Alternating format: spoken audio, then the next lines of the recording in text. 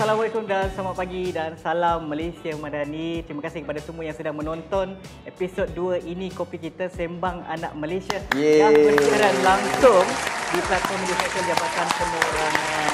Terima kasih juga kepada sponsor kita pada hari ini, Richiamo Coffee. Okey, untuk makluman semua, topik yang kita akan sembangkan hari ini berkait rapat dengan keuangan. So, a bit serius jugalah bagi saya, iaitu pelaburan dalam kalangan generasi muda. Baik, sebelum kita teruskan, kepada yang belum like, yang menonton belum like, boleh like sekarang. Kepada yang belum share, tolong share sekarang supaya lebih ramai yang akan sama-sama dengan kita untuk mendengar kupasan kita pada hari ini. Okey, di sebelah kiri saya pasti semua pun dah kenal YB Senator Datuk Seri Utama Tengku Zafrul bin Tengku Abdul Aziz, Menteri Pelaburan, Perdagangan dan Industri. Terima kasih YB kerana sudi bersama dengan kami pada hari ini. Baik, di sebelah sana pula panel kita yang kedua, seorang legend yang tidak asing lagi di dunia penyiaran, Datuk Aznil bin Haji Nawawi. Datuk, terima kasih sebab sudi meluangkan masa bersama kami. Terima kasih. Baik, jadi jom kita teruskan sembang kita. Soalan pertama untuk YB ya. YB, okey, bila kita bercakap mengenai pelaburan kan, ramai yang rasa macam pelaburan tu macam satu perjudian, especially mereka yang tak ada ilmu pasal pelaburan. Jadi bagaimana YB melihat perkara ini, dan boleh tak YB kongsikan kepentingan pelaburan dalam kalangan generasi muda kita? Ya. Kalau kita bincang pasal pelaburan ni, memang terutamanya dengan anak-anak muda, mereka kata kita ni kenapa nak melabur awal sangat kan? Dan bagi pendapat saya, masa kita mula-mula macam pelajar universiti, memang tak fikirlah pasal pelaburan. Masa tu tak ada pendapatan lagi. Bila dah start kerja, bila dah, especially during the younger days kan, masa mula-mula kita nak banyak kehendak kita. Kita nak beli motosikal baru, kadang-kadang kereta baru. Sekarang ni lagi lah handphone baru dan sebagainya. Bini baru. Tapi itu bezanya di antara kehendak dan juga keperluan. Jadi bagi saya pelaburan itu penting untuk masa depan, dan kita kena mula lagi daripada awal. Tapi bukan senang lah. Nanti mungkin kita akan bincang lebih pada sesi hari ini bagaimana pentingnya kita fikirkan masa depan kita supaya kita start mula melabur dari usia yang muda. Baik, faham. Okey, soalan seterusnya kepada Pak Nil. Saya ada baca satu kajian yang mengatakan 2 daripada 3 anak muda lepasan SPM tak nak sambung belajar ke universiti. Sekarang ini kan. Betul. Lepas tu nak jadi influencer. Lepas tu bila sebut pasal pelaburan pula, dia faham pelaburan tu adalah perkara yang lain.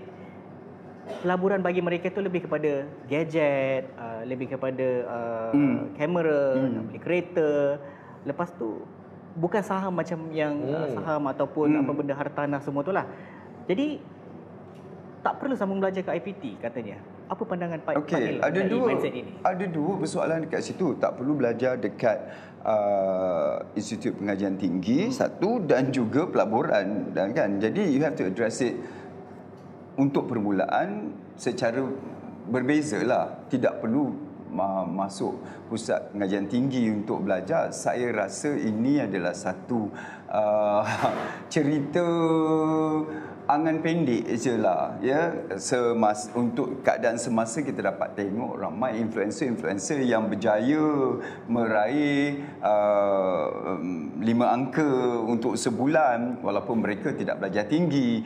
Orang itu adalah orang yang akan mempengaruhi orang lain. Kenapa kau nak belajar tinggi sedangkan aku tak ada pun belajar tinggi? Aku adalah orang yang berjaya dalam bidang pempengaruh di social media. Tetapi kalau ditanya pula kepada orang yang pempengaruh yang mempunyai pelajaran tinggi, dia mempunyai pendapat yang berbeza, kan? Jadi mungkin ini adalah persepsi yang sangat kontras dua ni. Kan kalau tanya saya juga adalah seorang pempengaruh. Sekarang ini saya influence people untuk buat kebaikan, untuk membuat kerja-kerja amal, membantu untuk jadi alat kepada memberi promosi kepada gerakan kerajaan umpamanya. Jadi benda-benda itu saya buat dan ia juga mendatangkan punca kewangan. Bezanya ialah penglibatan saya dalam. Bukan surface. Penglibatan saya dalam, sangat deep. Saya akan bertanya tentang dasar ekonomi, saya akan bertanya tentang dasar kerajaan, blueprint, apa benda semua tu kan. Jadi ini memerlukan kepandaian, memerlukan ilmu yang dalam, ilmu ekonomi, ilmu sejarah, ilmu matematik yang tinggi kan. Jadi awak ada pilihan. Awak nak jadi pempengaruh sementara panas atau panas membara. Itu kalau nak ada satu kerjaya yang panjang, mungkin menjadi pempengaruh yang tanpa pendidikan tu bukanlah satu itu pilihan bukan, yang baiklah. you tak boleh sustain dalam Kiranya dalam, itu bukanlah pelaburan yang agak jangka masa panjang lah. Mungkin Datuk Seri boleh kongsikan apa jenis pelaburan yang boleh diceburu sebenarnya oleh generasi muda kita selain daripada menjadi pempengaruh. Mungkin juga ada pelaburan-pelaburan yang betul-betul legit lah yang boleh diceburi oleh anak muda kita. Ya, bila kita bercakap pasal pelaburan, prinsip yang paling senang dipahami ialah high risk, high return, low risk, low return. Jadi kalau untungnya tinggi, risikonya pun tinggi. Kalau untungnya rendah, risikonya pun rendah. Jadi di sini pelaburan, kalau kita nak melihat pelaburan, bila kita nak melabur tu, kita tengok pendapatan kita. Saya nak cadangkan kepada semua golongan muda, start buat bajet daripada awal. Negara pun ada belanjawan, kita pun dah start kerja pun kena buat belanjawan, kena berdisiplin. Domestik. Di domestik. Kalau kita buat belanjawan ni, kita buat bajet ni, kita tengok okey, ni hari ni kita belajar bayar sewa ni rumah, bayar ni. Lepas tu kita tahu. Kalau kadang-kadang kita tak ada belajar buat bajet ni, kita main agak-agak tu bahaya. Dan bila kita buat ni, kita lagi disiplin, kita pun tahu apa yang kita belanjakan. Dan kalau boleh tengok berapa yang keperluan yang memang perlu dibelanjakan, yang mana tu kehendak. Yang kehendak tu kalau beli apa yang terpaksa beli, sebenarnya keperluan lah. Tapi dia kehendak tu gunakan sebanyak mungkin untuk pelaburan. Dan pelaburan kalau nak mula-mula melabur ni, melaburlah dalam pelaburan yang lebih selamat, ya, biar kita comfortable dulu.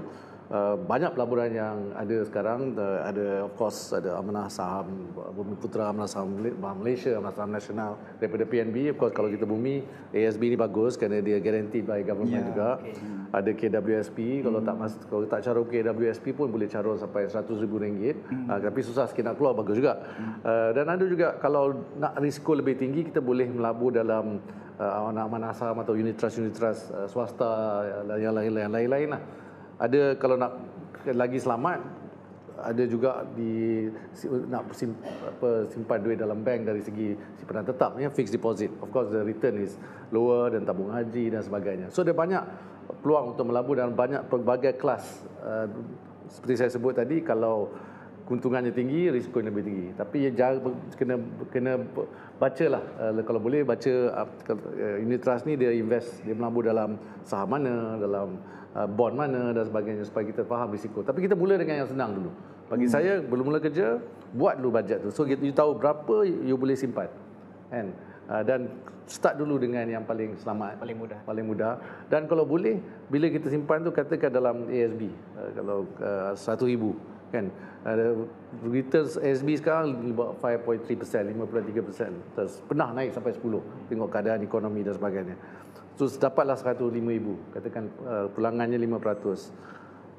Dan that means you dapat, maksudnya you dapat keuntungan RM5,000 lah. Jangan keluarkan RM5,000 tu kalau boleh. Kena berdisiplin, simpan dulu. Tahun ke depannya return tu compounding interest tu akan dari RM105,000 akan jadi RM110,000 kalau 5% juga lah, RM110,025, ya. Dan oleh itu every year dia akan naik begitu. Dan bila perlu beli rumah, katakan untuk deposit dan sebagainya, barulah guna. Itu pelaburan.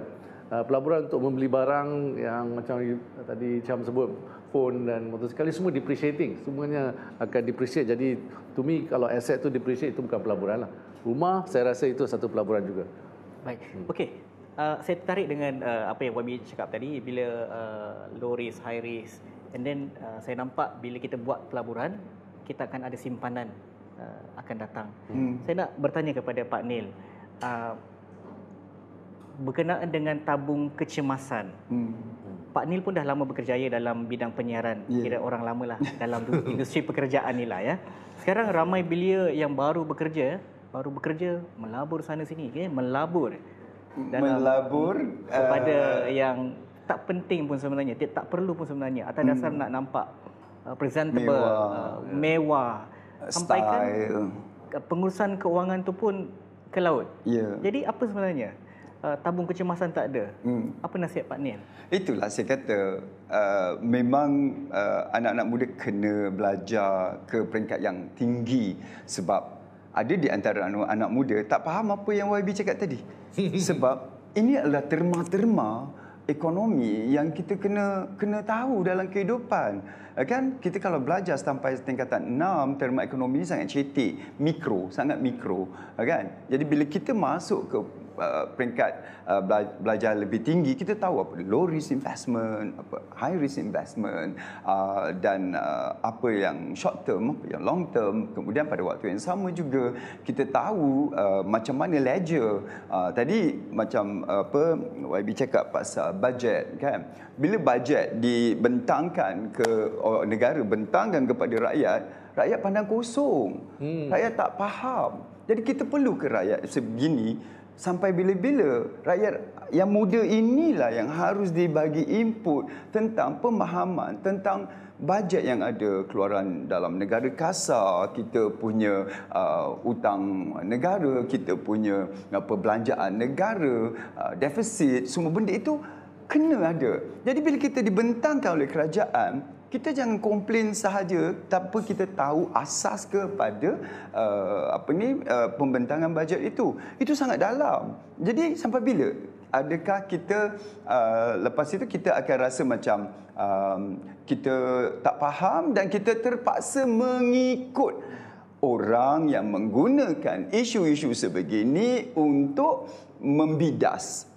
Jadi kita jadi pak turut. Kan? Jadi benda-benda asas ini kena ada supaya kita tidak digunakan untuk tujuan-tujuan yang tak betul. Jadi bila kita baca, kita nampak ini adalah peruntukan untuk kesenian umpamanya. Adakah sampai pada kita dan apakah cara begitu, kan? Jadi mungkin itu terlalu dalam, tapi kita kena mulakan, macam awak kata, kita kena mulakan dengan pelaburan-pelaburan asas. Kita nak mulakan tu aja. Pelaburan asas macam mana? Bagi saya macam pelaburan kesihatan tu pun pelaburan.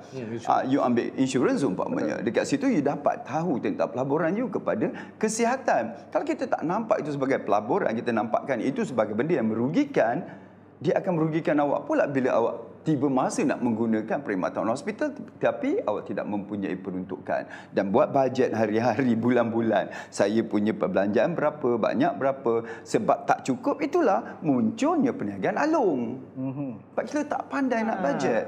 Akan muncul perniagaan alung. Sebab alung dia mengambil kesempatan pada mereka yang tidak tahu melakukan bajet, dan kadang-kadang kita belanja lebih daripada pendapatan kita. Dan pada waktu yang sama, macam you kata, pelaburan pada barang-barang mahal, kan?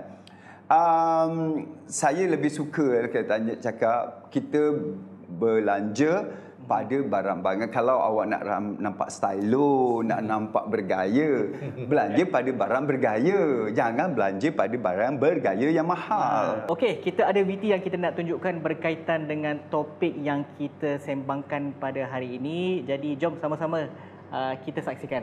Penting sangatkah SPM? Sebab kita tengok baru ni banyak kes, bahkan ramai student yang sekarang ni dah petikai, awak nak skor sangat SPM. Ada orang yang SPM teruk tapi last kali hidup kaya raya je. Pertama sekali saya nak cakap bahawa bagi pendapat saya dan saya yakin bahawasanya SPM adalah sangat penting. Walaupun SPM itu bukanlah penjamin rezeki seseorang. Mark Zuckerberg pun drop out daripada college. Bill Gates pun drop out daripada college. Tapi tengoklah macam mana kejayaan mereka. Pertama sekali saya nak kata bahawa memang mereka drop out, tapi lihat mereka drop out daripada college apa? Mereka drop out daripada Harvard. Sedangkan orang yang nak masuk Harvard Harvard tu memang orang yang dah betul-betul dahsyat dia punya pandai dia. Sebab boleh search dekat internet, Harvard acceptance rate tak sampai 5% yang mohon dan dapat masuk ke Harvard. Sebagai kita pelajar, kita kena tahu bahawa untuk capai sesuatu, kita perlukan usaha. Kalau orang Kedah kata khetiak, kalau kita tak ada usaha, kita takkan dapat. Sebab itu memang janji Tuhan. Siapa usaha lebih, aku bagi lebih. Bermaksud kita sebagai pelajar, kalau kita lihat SPM itu adalah satu peperiksaan yang merupakan satu cabaran yang hebat lah bagi seorang pelajar ni, maka usaha untuk capai kecemerlangan dalam SPM. Sebab itu adalah peperiksaan antara peperiksaan yang penting di Malaysia. Dia sebut tadi, tak payah ambil SPM, boleh berjaya. Apa pandangan YB? Okeylah, saya kena nak beri terus terang apa yang Pak Adi sebut ni betul. Kita perlu ada pemahaman mengenai banyak isu. Dan kalau kita, SPM tu is the minimum lah. Dan saya pernah menjawab soalan yang VT tadi. Kalau kita lihat, ramai orang di sana, ada yang ramai juga percaya yang terus kita buat apa, jadi influencer, jadi Grab, rider dan sebagainya lah. Dan pada pendapat saya, itu semua nak instant gratification lah. Dia nak, jadi masa short term tu nampak, yalah, sekarang ni tak ada pendapatan dan dah ada pendapatan. Because dia start daripada zero base. So you kena faham that bagi mereka yang tidak ada pendapatan, ini adalah satu peluang untuk mencari pendapatan. Tapi pada masa yang sama, sekurang-kurangnya kita perlulah mendapat pendidikan yang asas ataupun foundation tu, dan tingkatan 5 dan juga pendidikan tinggi itu penting. Kalau tidak, bila kita dah start dalam the real world nanti, memerlukan sekurang-kurangnya tingkatan 5 ataupun SPM untuk mereka bekerja. Dan pada masa ini yang paling penting bagi saya lah ialah kita kalau nak juga dapatkan pendapatan, katakan dia perlu untuk membantu family ataupun dia perlu untuk dapat pendapatan untuk membiayai persekolahan ataupun universiti, itu kita boleh buat, tapi jangan sampai tinggalkan SPM. Di negara-negara lain ataupun saya tahu ada kawan-kawan yang terpaksa bekerja sambil belajar. Oleh itu kita kena adakan disiplin yang, you have to be disiplin lah. Saya tahu tak mudah, ada masa petang, pagi pergi ke kelas, petang, malam bekerja. Ada di universiti pun ramai student yang kerja part time dan sebagainya. So boleh kita divide the time, ya, buat dua-duanya. Memanglah not easy, tak senang, tetapi kalau betul-betul memerlukan pendapatan, buatlah begitu. Jangan daripada tinggalkan terus tingkatan 5 terutamanya. Bila sekarang pun dah tak ada, UPSR pun dah tak ada, itu sajalah kan. Tak ada, takkan SPM pun tak ada. So Pak Nin, dia sebagai pelajar bagus juga kalau dia belajar pada waktu yang sama, dia membuat kerja sambilan pada waktu yang sama. Pembahagian masa itu sangat-sangat perlu. Kalau dulu saya belajar pada waktu yang sama, kerja sambilan ialah saya buat modeling. Sama je sebenarnya. Walaupun gajinya tak berapa banyak, tapi itu adalah minat. Minat adalah benda yang menghidupkan kita hari-hari, yang kita look forward to everyday life. What's tomorrow? Minat kita tu. Belajar adalah tanggungjawab yang kita kena selesaikan. Dan untungnya belajar ini ia ditanggung oleh keluarga. Keluarga ada mata pencarian dia untuk menanggung pelajaran, dan ia ditanggung oleh kerajaan. Kan? Jadi portion untuk awak tanggung awak belajar itu kecil berbanding dengan tanggungjawab yang ditampung oleh keluarga dan ayah ibu dan juga kerajaan, kan? So bagi saya duit tambahan itu adalah untuk sendiri keperluan sendiri, atau mungkin kalau ia berjaya dapat membantu keluarga lagi. Okey, menjual dalam waktu yang sama. Sekarang ini platformnya bagus, awak boleh buat live pada waktu senggang, sejam buat live. Awak boleh jual di platform-platform jualan, kan? Awak boleh buat live. Dan pada waktu yang sama, ini adalah proses sediakan awak sebagai peniaga hebat. Okey, kita ada soalan daripada audiens kita. Kalau ada, kita boleh dapatkan dua soalan daripada audiens kita. Ada sesiapa yang boleh nak bertanya? Assalamualaikum warahmatullahi wabarakatuh. Saya Syahmi. Saya 4 year student and akan graduate tahun depan. Macam yang kita tahu, fresh graduate ni gaji dia 1,500 ke 2,500. So, saya nak tanya Pak Nel, apa pelaburan yang sesuai untuk golongan fresh graduate ni? Saya Zatul dan soalan saya untuk YB. Jadi YB, kalau kita lihat kini, pelajar lebih berminat untuk terlibat dalam ekonomi gig berbanding bekerja tetap dekat sebuah syarikat atas sebab pendapatan lebih lumayan dan juga masa yang fleksibel. Jadi, pada pandangan YB sendiri kan, bagaimana YB melihat trend ni akan beri kesan kepada tenaga buruh mahir kita pada masa hadapan? Okey, terima kasih. Soalan yang saya akan jawab dengan penuh terperanjat ya. Awak mungkin rasa 1,500 ke 2,000 gaji ya, kita nak melabur ke mana kan duit itu untuk masa akan datang. Awak mungkin akan jadi klise kalau saya kata okey, kita ada ASB. Okey, itu memang awak rasa itu tidak memerlukan modal yang besar untuk ni, dan ada juga jika awak dah bekerja, ada juga bank-bank yang menawarkan pinjaman bayaran mudah dan murah untuk bulan-bulan untuk dapatkan ASB. Okey, ini daripada seorang bapa. Duit kau, bapak macam tu. Duit kau, labur untuk ilmu. Cari ilmu baru. Yang itulah yang akan menjamin awak untuk ilmu yang akan bertahan lama. Contoh, kalau awak minat dalam fotografi, ya, itu yang awak rasa yang akan menjadikan itu satu pekerjaan baru. Bila kita melabur pada ilmu, tidak pernah kita akan rasa rugi. Okay? Kita beli, masuk kelas untuk asingkan sedikit wang untuk kita masuk kelas dalam bidang fotografi, videografi, yang akan menyebabkan ia akan menjadi satu perniagaan sampingan, dan akhirnya mungkin ia akan menjadi satu perniagaan sepenuh masa untuk awak. Itu pelaburan bagi saya. Jadi jangan lihat pelaburan itu hanya dalam bentuk dividen, bentuk keuntungan, tetapi lihat juga pelaburan itu dalam bentuk yang lebih luas. So bagi saya, dengan gaji 1,500 setakat RM100 pergi kelas untuk komunikasi sebulan, I think it's okay. Kan? Dan bila orang tanya bila awak nak melabur dari segi rumah dan sebagainya, saya tengah mengukuhkan ekonomi saya dengan apa yang saya ada sekarang supaya saya dapat mencapai peruntukan untuk membeli rumah dalam masa yang lebih singkat. Lagi sekarang pun saya sekali lagi, kita dah ada bantuan daripada kerajaan untuk golongan muda untuk mendapatkan rumah pertama. Jadi nampak tak masalah yang sebelum ini kami tak ada zaman kami dulu dah diambil alih oleh pihak berwajib. Cuma sekarang ini kita kena tahu bagaimana kita membelanjakan duit kita. Ada bahagian yang telah diambil alih oleh bahagian orang-orang yang tertentu, pihak-pihak tertentu. Kita cari melabur dalam bentuk yang berbeza.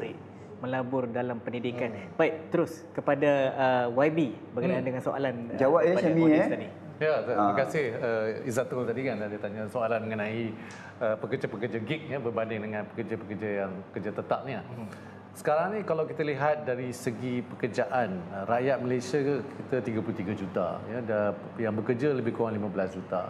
Setengah daripada 15 tu bekerja sebenarnya dalam sektor informal ya, dan lagi setengah bekerja dalam sektor formal lah. Dan sektor formal ni biasanya yang dapat pekerjaan tetap lah, kerja kerajaan, kerja dengan syarikat-syarikat dan sebagainya. Itu trendnya semakin berubah. Dulu pekerja gig ni memang mereka akan buat pekerjaan yang seperti Grab, Panda, Foodpanda, Grab dan sebagainya. Dan juga kadang-kadang dalam kerja-kerja freelancing, ada fotografi dan sebagainya, dia buat pelaburan dalam sini. Tetapi pada masa sekarang ni, saya rasa perbezaan tu dah kurang kerana tidak ada pekerjaan yang tetap bagi saya.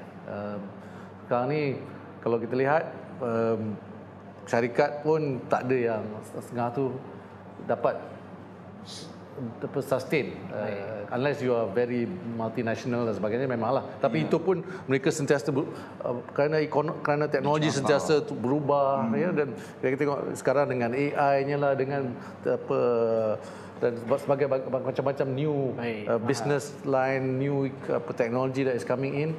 So even companies pun terpaksa berubah daripada segi fokus ni. Jadi pekerjaan tu mereka terpaksa reskill dan upskill kerana apa yang mereka buat hari ini mungkin tidak wujud lagi pada masa depan.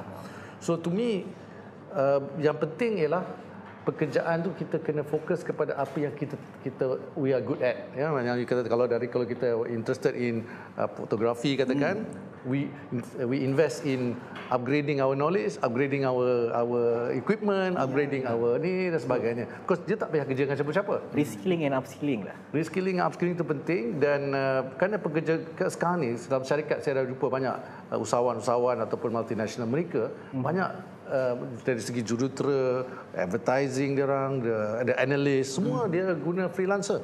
Ya. Dia guna contract workers, which is gig workers lah. Setengah tu pekerja nomad pun ada daripada luar negara. Kita pun jual perkhidmatan kita online kepada negara-negara syarikat-syarikat di negara-negara lain.